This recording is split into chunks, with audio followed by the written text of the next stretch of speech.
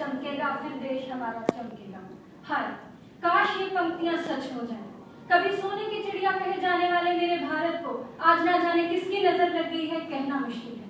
मेरा ये देश भारत जो कभी पूरे विश्व में हर क्षेत्र में अलग ही पहचान बनाए रखता था, आज कहां पहुंच गया है सोच कर भी।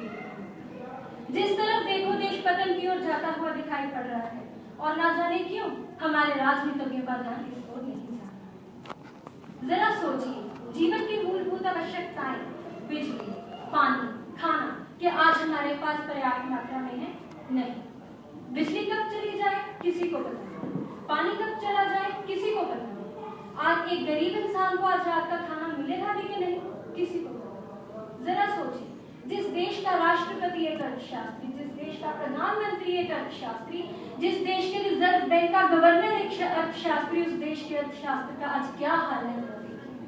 कहा जाता है देश की अर्थव्यवस्था को संभालने का एक बहुत बड़ा हिस्सा पेट्रोल के आयात में लगा दिया जाता है। इसलिए अब मैं आपका ध्यान पेट्रोल संबंधी कुछ तथ्यों की ओर ले जाना चाहूंगी। हमारे देश के अर्थव्यवस्था का बहुत बड़ा हिस्सा पेट्रोल में लग जाता है। कैसे? हमारी ही पार्लियामेंट के कुछ सदस्य, कुछ नहीं सब सदस्य एक वर्ष में 2760 करोड़ का पेट्रोल फूक डालते हैं। जी हाँ, 2760 करोड़ का पेट्रोल। मुख्यमंत्री अपने साथ 10 से 15 गाड़ियां लेकर चलते हैं। अरे भाई, ऐसे में देश के लिए बचेगा ही क्या? एक आम इंसान अपनी जीविका कमाने के साथ साथ मंत्रियों की गाड़ियों में पेट्रोल भरवाने का भी खर्चा उठा रहा है। ऐसे में मेरे देश के लिए क्या बचेगा? महंगाई का दानवाद सब कुछ निकलता जा रहा है, पैसे की कीमत खत्म होकर रह गई है, भ्रष्टाचार आज चरम सीमा पर है। कोई काम पैसे के बिना नहीं होता। पैसे ना दो तो चक्कर पे चक्कर, चक्कर पे चक्कर, मानो जैसे जवानी में बुढ़ापे का एहसास होने लगता। आज दुनिया पैसे कमाने के लिए घोटाले पे घोटाला करती जा रही है, बस पैसा आना चाहिए। अगर ऐसे में मैं इस परिस्थिति को अपने कुछ शब्दों में बयान करना चाहूँ तो शायद गलत ना होगा।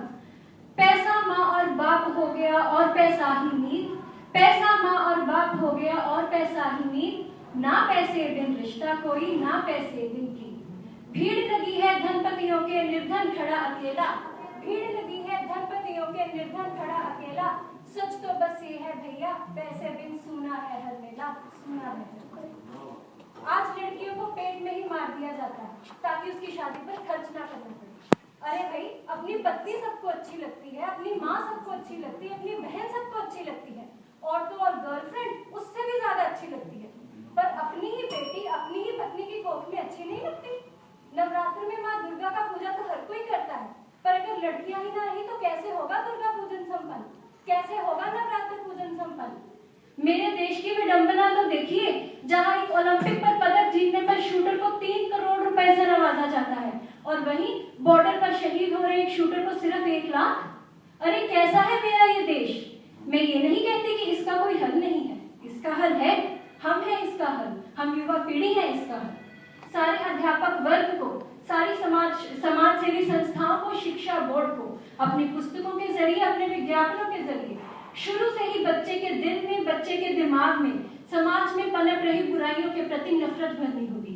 जी हाँ, नफरत भरनी होगी समाज में पनप रही बुराइयों के प्रति, ताकि जब वो बच्चा बड़ा हो तो अपने कर्तव्यों को भली भांति पहचाने, सही और गलत में फर्क करना सीखे। और अब हमें ये संकल्प लेना होगा, एक दृढ़ संकल्प, कि हम समाज में पनप रही हर बुराई के साथ जूझेंगे, सरकार को उसकी गलतियां दिखाएंगे। अगर गांधी जी ने अहिंसा के द्वारा अंग्रेजों को देश से बाहर निकाल फेंका था, तो क्या हम अपने ही देश में रहकर अपने ही सरकार को जड़ से हिलाकर नहीं रख सकते? क्यों सुन रहे हैं हम ऐसी सरकार की बातें जिसे हमने खुद चुना और वो हमारे ही उम्मीदों पर पानी फेर रही है? अगर अब भी हमने ये संकल्प ना लिया तो वो दिन दूर नहीं जब ना हम रहेंगे, जब ना ये देश रहेगा, और हम फिर से गुलाम होकर रह जाएंगे। अब अंत में सिर्फ एक बात कहना चाहूंगी, आज चीन चौथी बार देश के अंदर घुस आया, सिर्फ ये सोचकर कि भारत सो रहा है, गहरी नींद में सो रहा है। लेकिन अब ये वक्त है भारत को जगाने का, फिर से वही सोने की चिड़िया बनाने का, फिर से वही सोने की चिड़िया बनाने का। जय हिंद।